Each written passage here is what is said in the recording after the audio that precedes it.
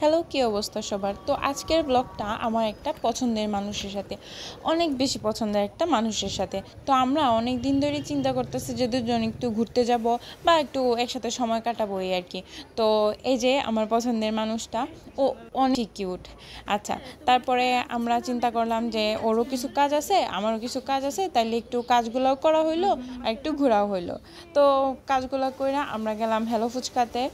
ও আবার চা পছন্দ করে না, এই জন্য আমরা গেলাম হ্যালো ফুচকাতে গিয়া বসলাম। অনেকক্ষণ বসার পরে আমরা দুইটা ফুচকা বাড়লাম। সে দই ফুচকা নিল আর আমি রেগুলার ফুচকা। আমার দই ফুচকাটা ভালো লাগে না, আর ও রেগুলার ফুচকা বা অন্য ফুচকা খাইতে পারে না বা ভালো লাগে না আর কি, ওর দই ফুচকাটা বেশি ভালো লাগে।